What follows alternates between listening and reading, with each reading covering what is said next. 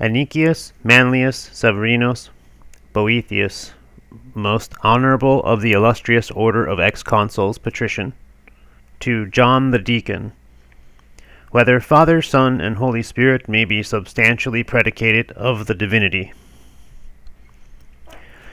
The question before us is whether Father, Son, and Holy Spirit may be predicated of the divinity substantially or otherwise. And I think that the method of our inquiry must be borrowed from what is admittedly the surest source of all truth, namely the fundamental doctrines of the Catholic faith. If then I ask whether he who is called the Father is a substance, the answer will be yes. If I ask whether the Son is a substance, the reply will be the same. So too, no one will hesitate to affirm that the Holy Spirit is also a substance. But when, on the other hand, I take together all three, Father, Son, and Holy Spirit, the result is not three substances, but one substance. The one substance of the three, then, cannot be separated or divided, nor is it made up of various parts, combined into one. It is simply one.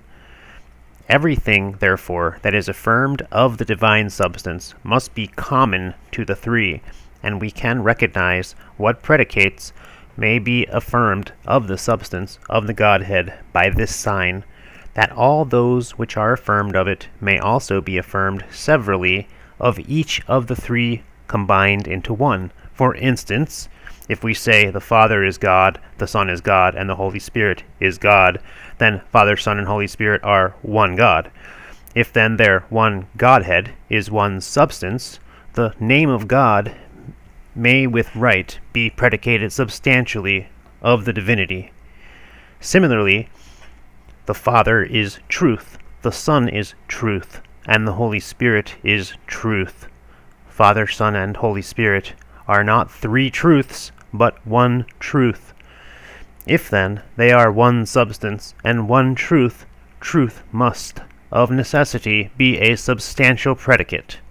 So, goodness, immutability, justice, omnipotence, and all other predicates which we apply to the persons singly and collectively are plainly substantial predicates. Hence, it appears that what may be predicated of each single one, but not of all three, is not a substantial predicate, but of another kind, of what kind I will examine presently. For he who is Father does not transmit this name to the Son, nor to the Holy Spirit. Hence it follows that this name is not attached to him as something substantial, for if it were a substantial predicate, as God, truth, justice, or substance itself, it would be affirmed of the other persons.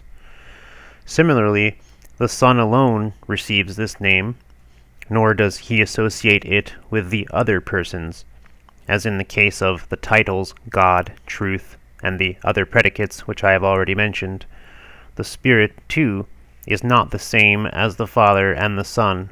Hence we gather that Father, Son, and Holy Spirit are not predicated of the divinity in a substantial manner, but otherwise. For if each term were predicated substantially, it would be affirmed of the three persons both separately and collectively.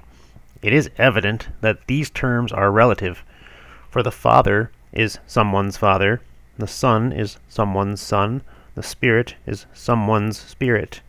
Hence, not even Trinity may be substantially predicated of God, for the Father is not Trinity, since he who is Father is not Son and Holy Spirit, nor yet, by parity of reasoning, is the Son Trinity, nor the Holy Spirit Trinity, but the Trinity consists in diversity of persons, the unity in simplicity of substance.